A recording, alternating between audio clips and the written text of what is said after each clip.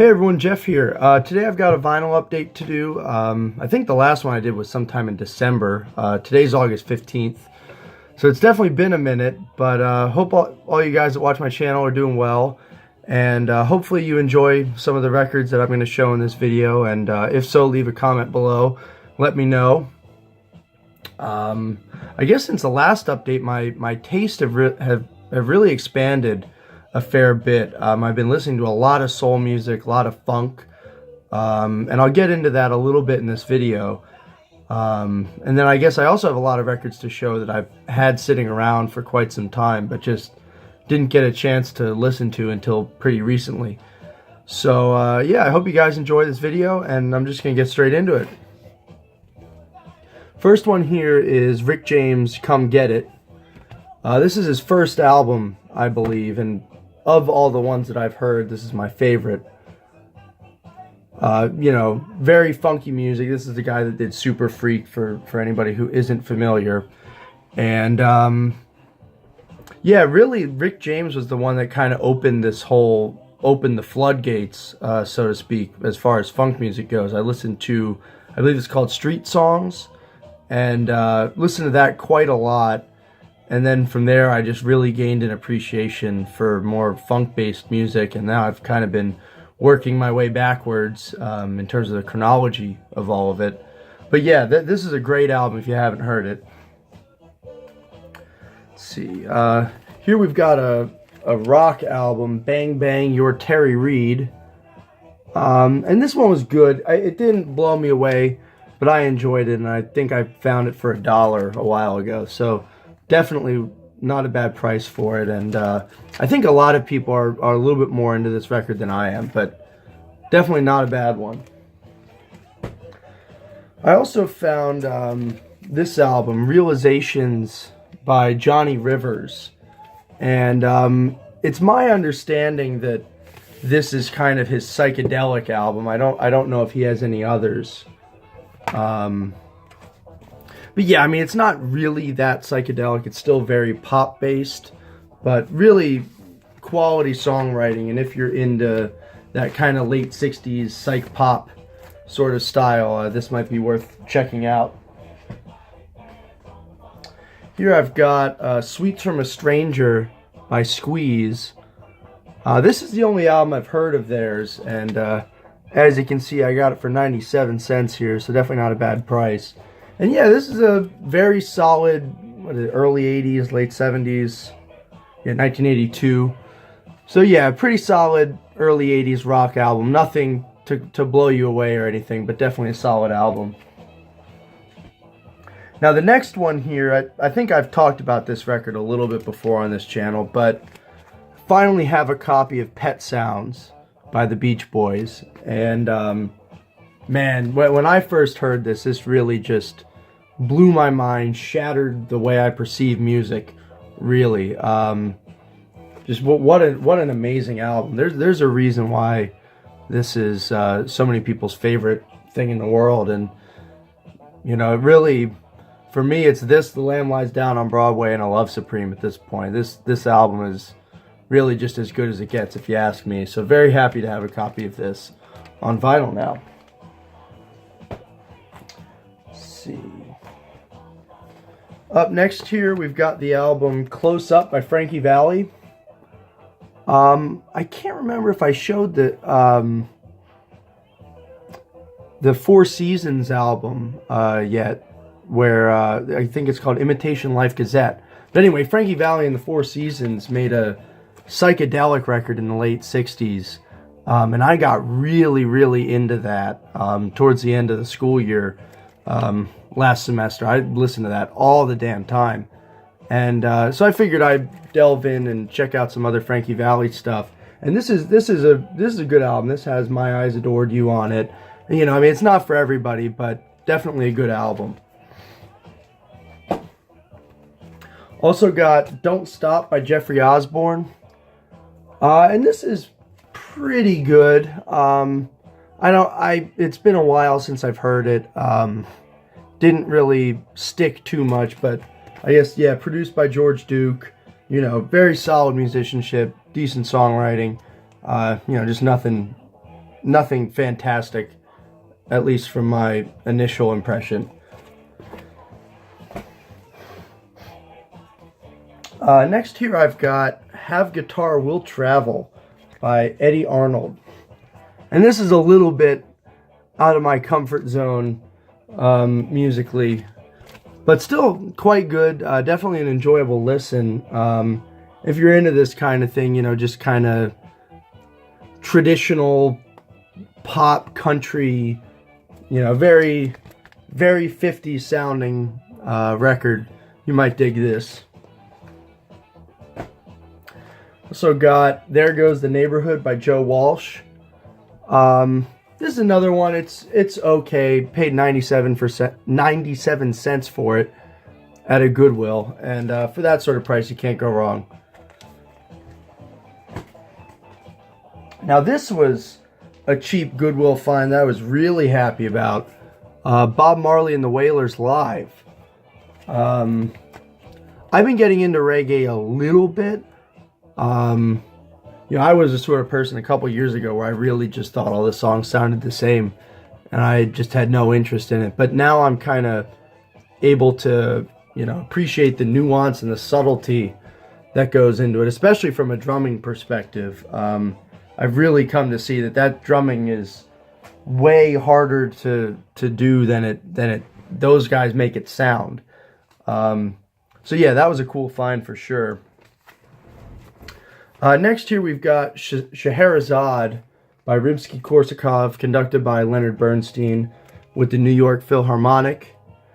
And and I'm no classical music expert, but it's my understanding this is one of the first pieces that really did the whole, what would you say, Orientalism, imperialism, what have you in Western classical music, where, you know, it really kind of took influences from outside of the traditional sphere of classical music.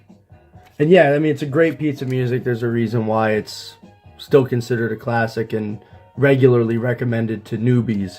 So definitely great stuff here. And you know, with Leonard Bernstein, I don't know if everyone would consider that the definitive version, but I know you can't go wrong. I also have, I think this is the debut album from Steppenwolf here. What's on here? Yeah, I guess this has Born to Be Wild on it. Their big hit, I guess. But yeah, this was good. I guess, I don't know, not totally my thing, but definitely a good album. Very happy to have it. Also have a copy of All Around My Hat by Steeleye Span here. And these guys were like a folk rock group, but definitely a little bit more on the folk side than, say, Jethro Tull or something. Yeah, this is a good album. I have a couple other albums by Steeleye Span that I like a little bit more, but that was still definitely a good find. Next up here, I've got the debut album from Curtis Mayfield, and this album freaking rules. I originally got into Curtis Mayfield via Superfly, and then I kind of worked my way backwards and then got into the Impressions, which the Impressions have a lot of fantastic albums too. That was the group he led in the 60s. But yeah, I mean, this album, loads of layers of percussion, orchestrations, just top-notch musicianship. And then, you know, Curtis, you know, just with the high falsetto vocals and everything, this is just a really, really fantastic album. And if you're looking to get into soul music, but maybe you're a bit more of a prog inclined listener or something, this would definitely not be a bad place to start. This one, and also there's an album by Terry Collier called What Color Is Love that really, I think, can serve as a good gateway into that whole style of music, you know, if you're not necessarily all that familiar. Also have a copy of the first 10cc album here I think some of their later ones are a little bit better, but this is still pretty good, and you can find it pretty cheaply. So, also got a copy of Unsung Heroes by the Crusaders, and I've been getting much more into, myself as a drummer, into pocket and groove and just focusing on playing what's right for the song and simple parts, and well, not necessarily simple, but things that aren't showy and flashy. And Styx Hooper on this album, the drummer, is just a perfect example of that kind of drummer and sort of where I'm moving. And this is a really good early smooth jazz funk kind of album. Definitely good stuff here. All right, up next here we have Night Rider by Tim Weisberg. Now the cover is, I don't know who thought that was a good idea, but it is what it is. And this is pretty good 80s jazz fusion, smooth jazz kind of stuff. It's not outstanding, but it's definitely not a bad example of that genre either. So if you're into that sort of thing, I'm sure you could find that pretty cheaply. Next one here is Dvorak's Slavonic Dances 72. Now, it's my understanding, and it also comes with the Mein Heim, which I guess translates to My Home Overture. So it's my understanding that he had 2 different sets of Slavonic dances, and this is the second set of them, I believe. But yeah, this is great stuff. And I haven't heard the first set, and I'm not particularly well versed in Dvorak's music. So very good stuff. Look forward to getting more of that, hopefully at some point. Up next here, I've got Carney by Leon Russell. And this is a good album. Not entirely my speed. Might need to hear it a few more times. But yeah, good stuff here. Next here we've got Message in the Music by the OJays. And as far as soul music goes, I've found that the Philly soul scene, so bands like the OJays, the Delphonics, the Stylistics, Harold Melvin and the Blue Notes, list goes on. A lot of those bands really appeal to me. And basically what kind of defined the Philly soul sound was, lush orchestrations, tight rhythm section with usually performed by MFSB, and then lots of vocal groups with nice harmonies and stuff. So it's just, not everyone's thing, but anyway, I really like it. And the label here, Philadelphia International, that was what almost the entire scene was released on. And Philly International was basically just 2 guys, I believe, Kenneth Gamble and Leon Huff, who essentially, just were songwriting machines and would just write tons of music, and it would just be performed by a variety of really great groups, with MFSB as the house band. So yeah, this is a really good album. It's a little bit later OJays, but still fantastic. Now, I guess I got a bunch of other Philly International ones here. I'll just get those out of the way. Well, so here's a later OJays album. This is not on Philly International. This came out in 91. So definitely towards the end of the vinyl era, I suppose. But yeah, this album is not very good. I just bought it because I like the OJays. But this album is... it's all right, but it really kind of just reeks of a band that had done better things before, and just kind of lacking inspiration a little bit. Not sure where to go with the changing musical climate. I mean, there's a rapper on here at some point. It's just very dated and not super enjoyable to listen to, but cool to have nonetheless, just because I like the OJays. Let's see. All right, another OJays album here I have is So Full of Love. This is a good one. Not their best. By this point, you know, I think their best days were probably a little bit behind them. But still a good record. If you see it, I'm sure it won't be that expensive, and it's definitely worth a listen. Let's see. I think I might have one more OJays album in here. Maybe not. I guess that's it. So yeah, another one here on Philly International is Lou Rawls. When you hear Lou, you've heard it all. And this is a good one. It's my understanding that Lou Rawls has some better albums out there that I haven't heard yet. But this is pretty good. Definitely not bad. I think I paid $1 for it. Yep, 97 cents at Goodwill. So not bad at all for that. Also got a copy of New and Improved by the Spinners. These guys were another Philly soul group. I don't think they were ever on Philadelphia International. But nonetheless, you know, they had that Philly sound. And this is a really good album. So, good stuff here. All right. Couple other Philly albums while we're at it. I've got these two Teddy Pendergrass albums. This one, self-titled, and then this one just called Teddy. And this first one here, Teddy Pendergrass, this is really excellent.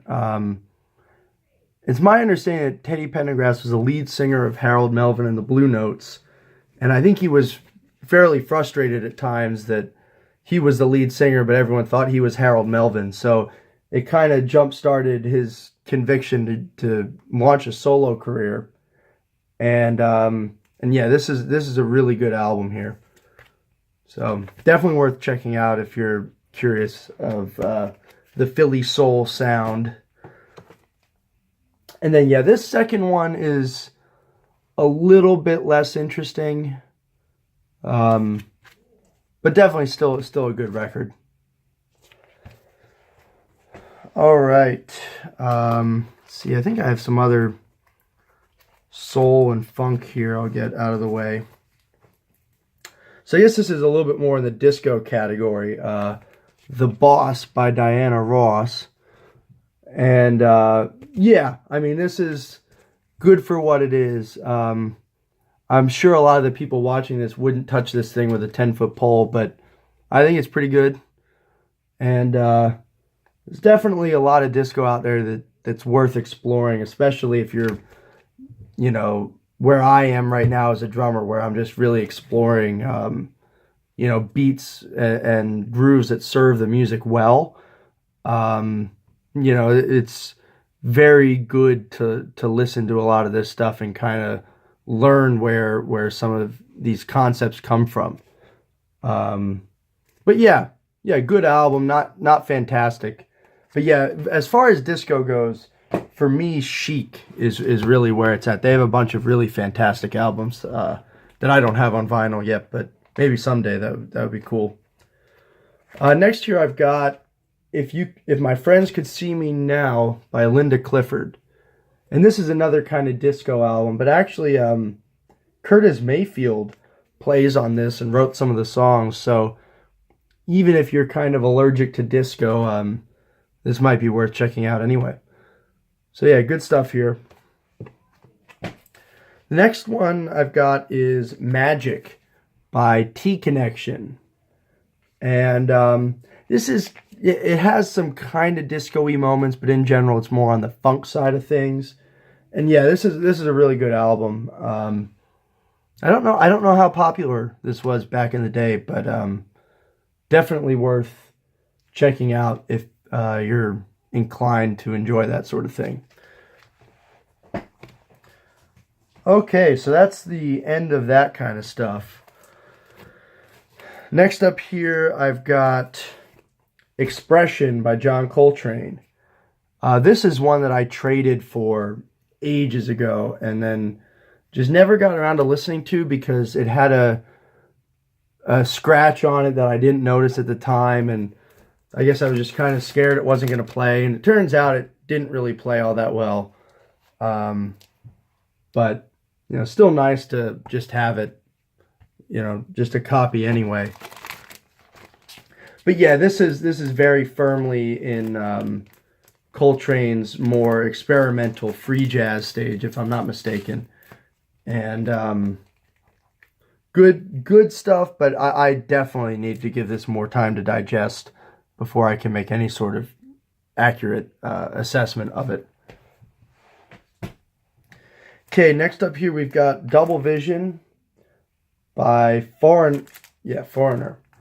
And it's interesting that Ian MacDonald here from King Crimson is in Foreigner. I never would have guessed that in a million years. This is not my thing at all. I mean, it's all right for what it is, but man, I have no interest in listening to this kind of stuff.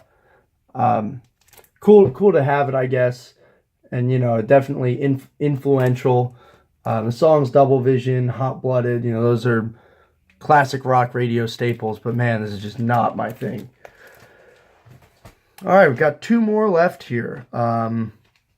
First one is In a Class by Themselves by the Four Freshmen. And these guys were a vocal group in the 50s and maybe even earlier that, and then they went on at least through the 70s. And yeah, I mean, it's very square sounding stuff.